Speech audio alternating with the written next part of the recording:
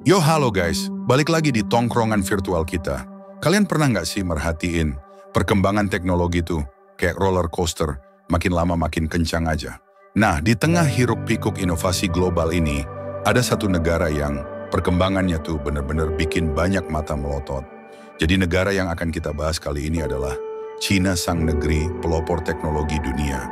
Dari smartphone yang fiturnya nggak kalah sama merek-merek terkenal, infrastruktur transportasi super canggih kayak kereta maglev yang kecepatannya bikin geleng-geleng kepala, sampai kecerdasan buatan atau AI yang udah merambah berbagai aspek kehidupan. Tapi di balik semua kecanggihan dan kemajuan yang pesat ini, kok ya ada semacam aura ketidakpercayaan atau bahkan kekhawatiran gitu dari sebagian besar negara di dunia? Seperti ada yang mengganjal, ada rahasia di balik kehebatan teknologi Cina ini yang bikin banyak pihak jadi mikir keras. Nah, di video kali ini kita bakal ngobrolin ini lebih dalam, santai tapi informatif, kayak lagi ngumpul di warung kopi abis pulang sekolah. Kita bakal bedah satu persatu.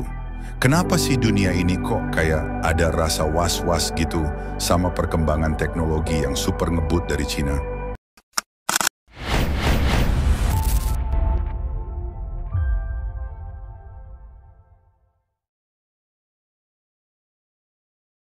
Oke, biar kita nggak cuma ngomongin permukaannya aja, kita perlu ngerti dulu akar permasalahannya. Gimana sih ceritanya teknologi Cina ini bisa melesat jauh kayak roket? Dulu, jujur aja ya, image made in China itu seringkali konotasinya barang murah atau tiruan. Tapi dalam waktu yang relatif singkat, mereka tuh kayak bertransformasi jadi raksasa teknologi dunia. Ini bukan sulap, bukan sihir, tapi ada beberapa faktor kunci yang bikin mereka bisa kayak gini. Yang pertama, investasi gila-gilaan di riset dan pengembangan R dan D. Pemerintah Cina tuh kayak punya visi jangka panjang yang jelas banget soal pentingnya inovasi teknologi. Mereka gelontorin dana besar banget buat universitas, lembaga penelitian, dan perusahaan-perusahaan teknologi. Kedua, fokus yang kuat banget sama inovasi. Mereka nggak cuma niru teknologi yang udah ada, tapi juga berani menciptakan hal yang benar-benar baru. Lihat aja deh, banyak banget paten teknologi baru yang muncul dari Cina. Ketiga, dukungan pemerintah yang super solid.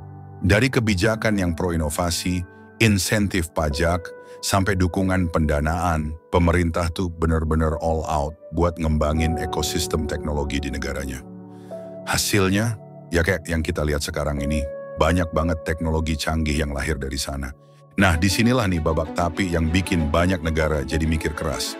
Salah satu sumber utama kekhawatiran itu adalah soal kontrol negara yang kuat terhadap perusahaan teknologi di Cina. Beredar banyak spekulasi dan laporan yang menyebutkan bahwa perusahaan-perusahaan teknologi ini punya hubungan dekat banget sama pemerintah. Bahkan ada undang-undang di Cina yang mengharuskan perusahaan untuk membantu pemerintah dalam urusan keamanan nasional jika diminta. Bayangin aja bro, aplikasi media sosial yang kita pakai tiap hari, platform e-commerce, tempat kita belanja online, bahkan perangkat pintar di rumah kita yang terhubung ke internet, semuanya menghasilkan data. Kalau data ini kemudian bisa diakses atau dimanfaatkan oleh pihak yang nggak bertanggung jawab, apalagi kalau skala penggunanya global, dampaknya bisa luas banget. Mulai dari pelanggaran privasi, spionase industri, sampai potensi manipulasi informasi. Ini yang bikin banyak pemerintah dan organisasi internasional jadi super hati-hati dan waspada.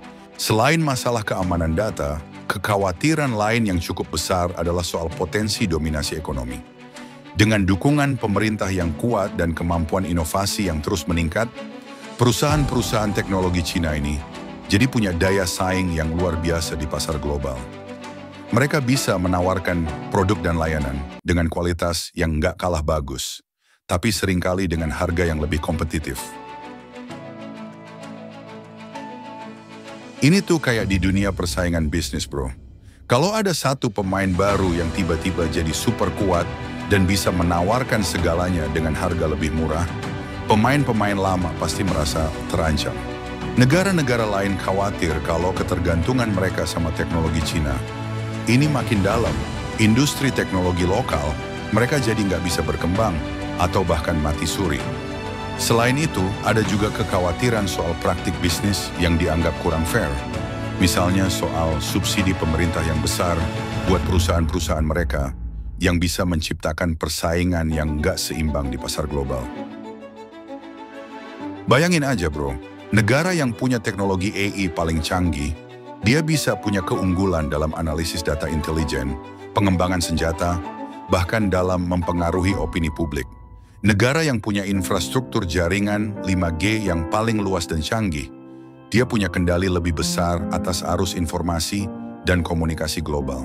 Jadi, beberapa negara melihat kemajuan teknologi Cina ini bukan cuma sebagai inovasi biasa, tapi sebagai bagian dari strategi besar mereka untuk menjadi kekuatan global yang dominan. Ini yang memicu kekhawatiran dan persaingan yang semakin intens di antara negara-negara besar dunia. Tapi, penting juga buat kita melihat sisi lain dari koin ini. Nggak semua negara otomatis anti atau takut sama teknologi Cina. Banyak juga yang melihat potensi kolaborasi yang besar. Teknologi itu kan pada dasarnya alat, bro. Gimana cara kita menggunakannya, itu yang lebih penting. Kalau kita bisa fokus pada potensi positifnya, misalnya bagaimana teknologi Cina bisa membantu mempercepat inovasi global, mengatasi tantangan-tantangan besar seperti perubahan iklim, atau meningkatkan kualitas hidup banyak orang di berbagai negara, kenapa kita harus menutup diri? Yang penting adalah bagaimana kita bisa membangun kerangka kerja sama yang saling menguntungkan, dengan tetap memperhatikan isu-isu krusial seperti keamanan data dan persaingan yang sehat. Jadi guys, ketakutan dunia terhadap teknologi Cina ini memang punya banyak dimensi dan alasan yang kuat. Tapi di sisi lain, ada juga potensi besar untuk kolaborasi dan kemajuan bersama.